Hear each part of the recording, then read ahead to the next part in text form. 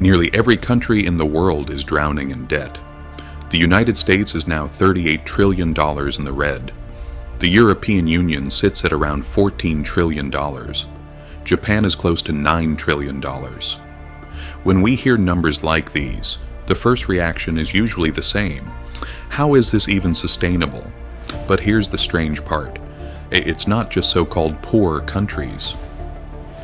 Even oil-rich Saudi Arabia is in debt. Export powerhouses like Germany and China are in debt too. So this isn't really a story about bad decisions or weak economies. It's a story about the system itself. Let's stop for a moment and think. If everyone is in debt, who actually owns the money? That's exactly what we're going to talk about in this video.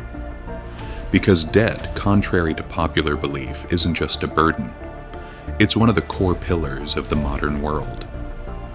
Every war, every crisis, every economic boom or collapse we've lived through is built on an invisible system of debt. And when you look closely at that system, you find a strange truth. The world isn't in debt to a single country or person. It's in debt to itself. But that doesn't mean everyone benefits equally. Today, total global debt is over $315 trillion. That's nearly 3 times the size of the global economy. So how did we get here? To understand that, we need to go much further back than credit cards or digital money. Back to 1694, to a Britain at war. The king had run out of gold. War was expensive and he needed money. The solution came from merchants. The state said, "Give me money now and I'll pay you interest later, guaranteed by future taxes." For the first time, a government spent money it hadn't earned yet. To manage this system, the Bank of England was created, and something revolutionary happened. A government promise became something you could buy, sell, and trade. That's how government bonds were born.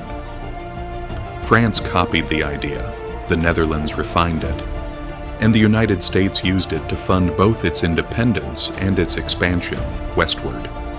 From that point on, debt was no longer a sign of weakness. It became a sign of trust. Empires once conquered land to extract gold.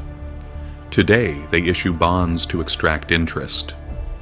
The battlefield is no longer territory. It's the balance sheet. Fast forward to today. The US owes $38 trillion. Japan owes over $9 trillion. And every 100 days, the world adds roughly another $1 trillion in debt.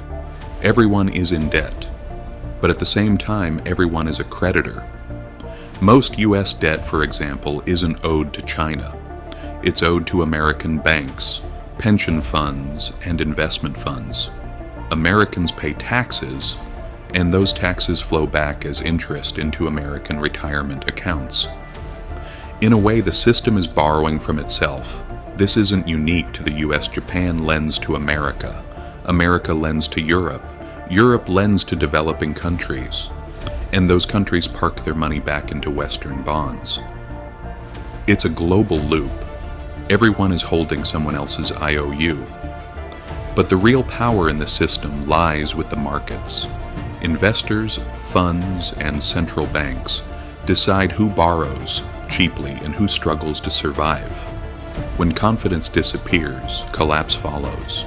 We saw this in Greece, in Argentina, and in Sri Lanka. Here's the part most people miss. These debts are not meant to be paid off. Governments don't repay debt the way individuals do. They issue new debt to replace old debt.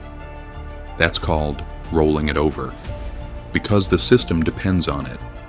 If the US suddenly paid off its debt, global markets would lose their safest asset. Money would disappear. Credit would freeze. The economy would stall. So debt isn't eliminated, it's managed.